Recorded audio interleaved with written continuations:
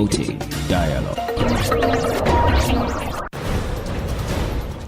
It is 6 p.m. in Dakar, 7 p.m. in Cotonou. Good evening and welcome to Newslink on West Africa Democracy Radio, 94.9 FM and around the world at wadr.org.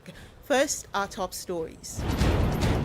Reporters Without Borders urges Burkina Faso to release detained journalist Atiana Wolong. According to our information, Atiana Serge Wolong has been subjected to abuse. He has also been beaten. He's being detained in degrading conditions. Malian armed forces reclaim La Bizenga border with Niger, restoring security and trade. Attacks surge again in Nigeria's Plateau State, weeks after President Tinubu's visit. We want to divert our attention into mopping up those who are already in circulation, traditional rulers, NGOs, community leaders. And the Ivorian government dissolves electoral commission amid growing criticisms. Please stay with us for details of these stories and more. On the news, this is Deborah Amuo. Thank you for joining us. We begin in Burkina Faso, where Reporters Without Borders is calling for the release of journalist Atiana Serge Wolong, who is currently being detained by authorities. He was allegedly sent to the front line to fight against terrorists. However, RSF believes the journalist is not on the front line as claimed by stakeholders. The organization claims that he's currently being detained and tortured in the country. Sadibou Marong, the RSF Regional Director for West and Central Africa, provides further details on the situation. Yes, we are in a situation where, faced with the lack of information from the Burkina Faso authorities, RSF has investigated for several months into the fate of Atiana Serge Wolong. He was allegedly sent to the front line, and in fact, he's been being held in a villa converted into a secret prison. But we believe that this journalist is neither on the front line nor in detention. We also believe that he has been detained and abused in a very difficult conditions. His place is not in prison, but we are calling for his release as quickly as possible. According to our information, Atiana Serge Wolong has been, subjected to abuse. He has lost weight. He has also been beaten. He's being detained in degrading conditions. And given his conditions, it seems all the more unlikely to us that he could be fighting on the front line. The information we have gathered confirms his detention there in that villa in Ouagadougou up to the end of 2025. He has still not been released, and nothing suggests that his condition have improved. Sadibou Marong is the RSF Regional Director for West and Central Africa. In neighboring Mali, the armed forces have regained control of the La Bizenga border post, a major crossing point on the Gao-Niamey corridor.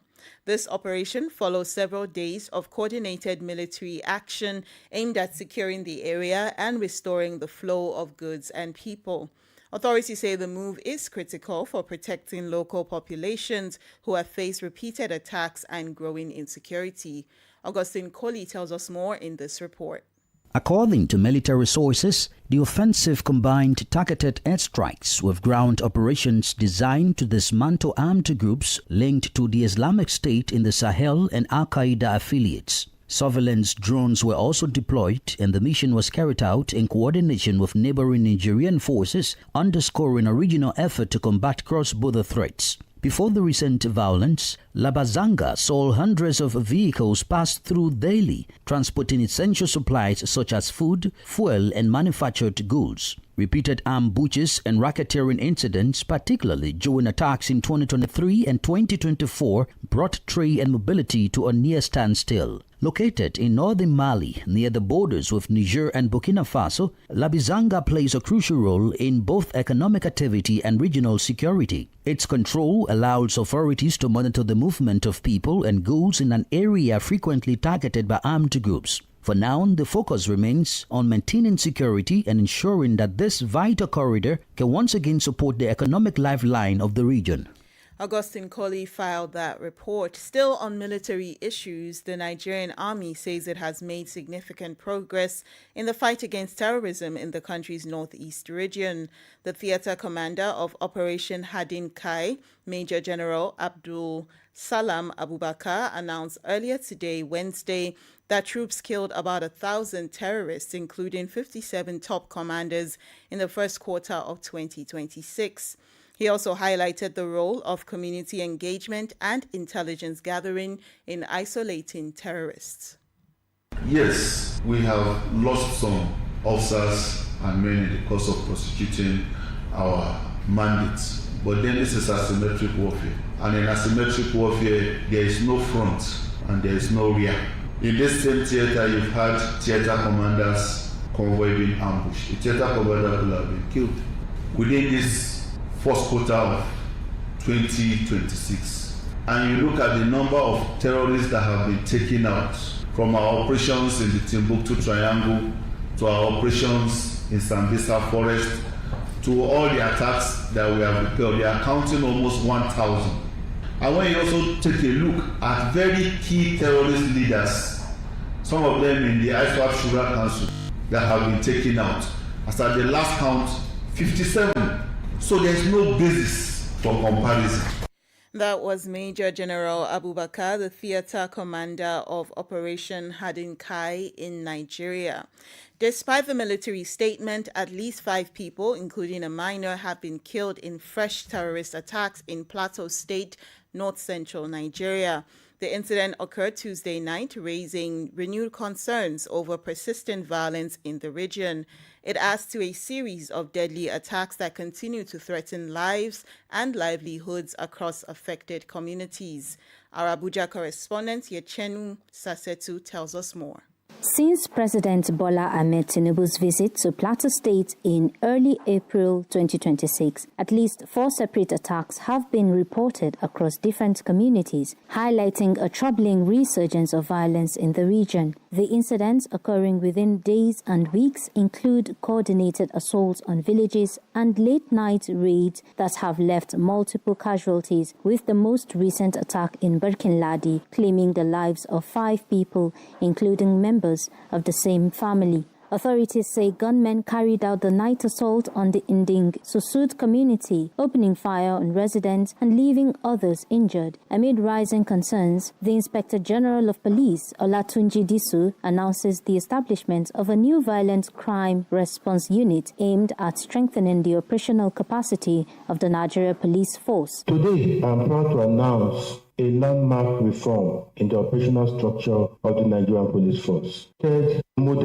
our state-level anti-crime represents a fundamental shift. Meanwhile, the National Center for the Control of Small Arms and Light Weapons says efforts are ongoing to curb the proliferation of illicit weapons identified as a key driver of violence.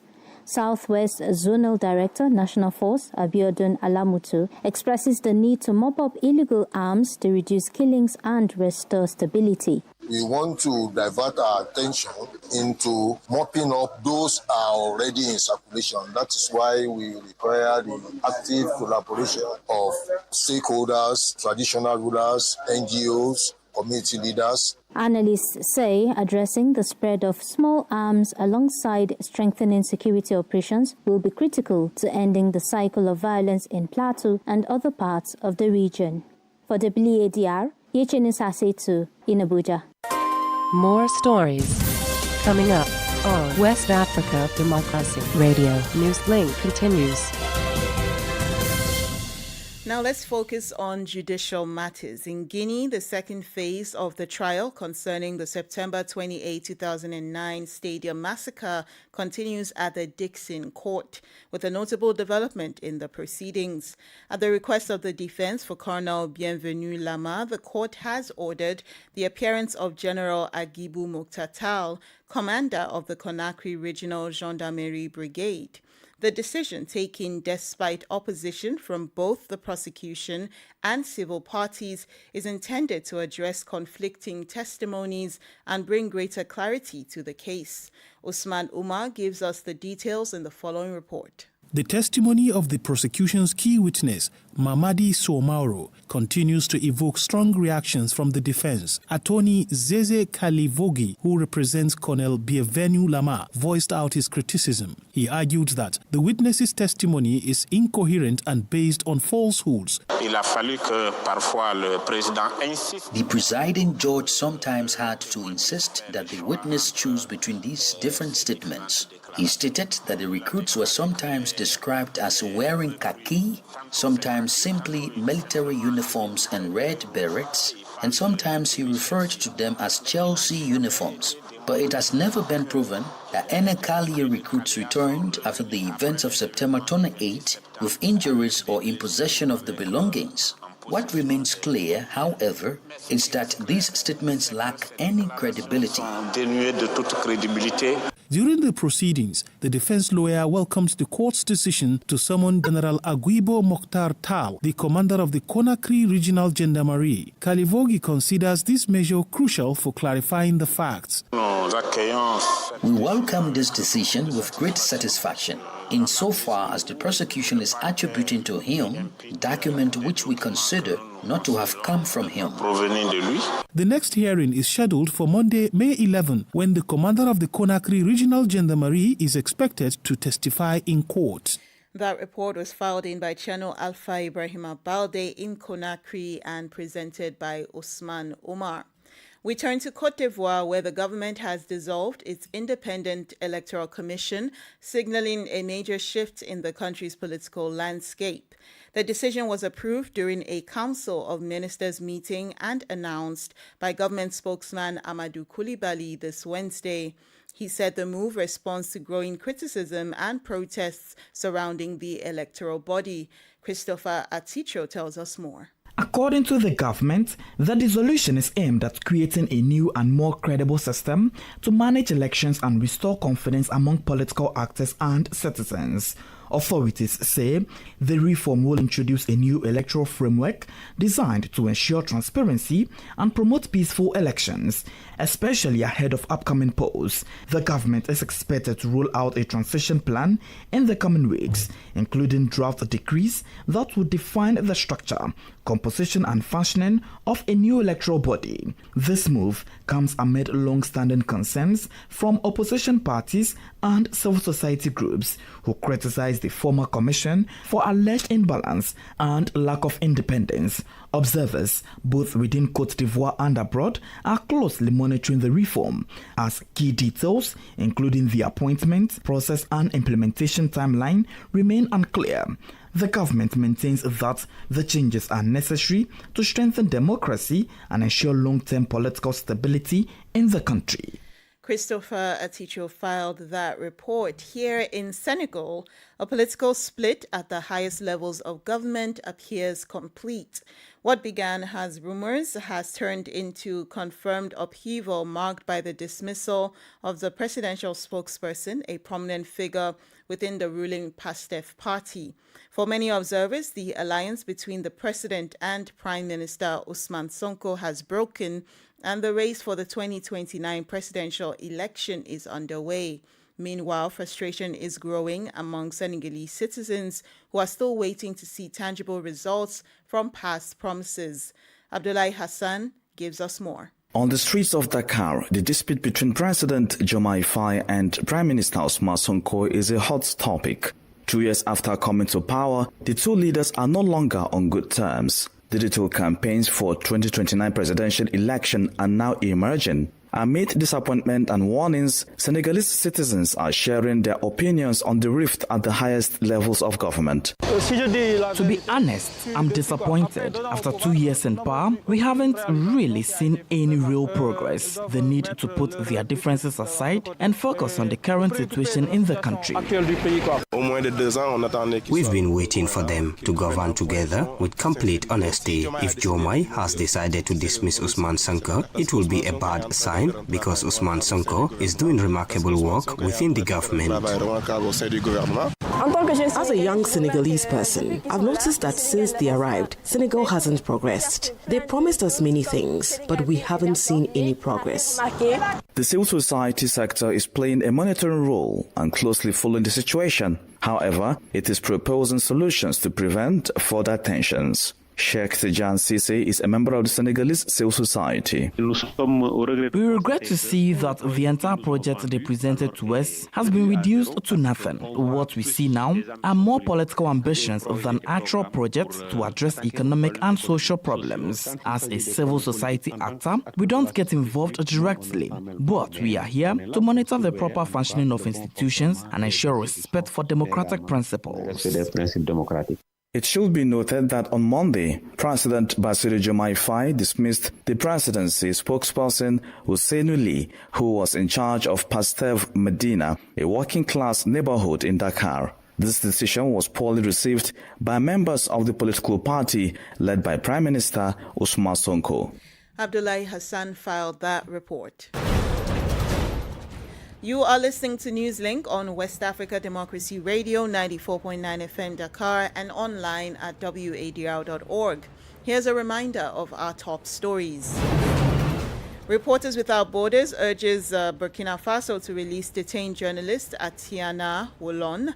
Malian armed forces reclaim Labazanga border with Niger, restoring security and trade. Attacks surge again in Nigeria's Plateau State weeks after President Tinubu's visit, and the Ivorian government dissolves Electoral Commission amid growing criticisms. We also have coming up a guest interview and sports stories. Please stay with us. West Africa Democracy Radio. It's you speaking. We head to Ghana, where the World Bank unveiled a new regional strategy aimed at strengthening health systems in West and Central Africa. The initiative is titled Fit to Prosper, Investing in Health for Jobs and Development. It comes amid health challenges in the region, which account for a significant share of global deaths in child, maternal, and malaria-related complications. The policy aims to help countries align policies and make more effective investments in health despite limited resources. WADL's Nadede Tete reports from Accra. The strategy promotes local production of essential medicines, stronger emergency preparedness, and expanded access to care, while aligning with continental efforts to improve health financing and achieve universal health coverage. It comes as countries across the region grapple with rising demand for healthcare due to rapid population growth, disease outbreaks, and climate pressures, even as funding becomes more limited. World Bank Vice President for People, Mamta Murthy, says the region still bears a disproportionate share of global health challenges, including high maternal and child mortality and malaria deaths, with serious consequences for economic development. She notes that with millions of children expected to be born in the region by 2050, investing in health now is essential to building a productive future workforce.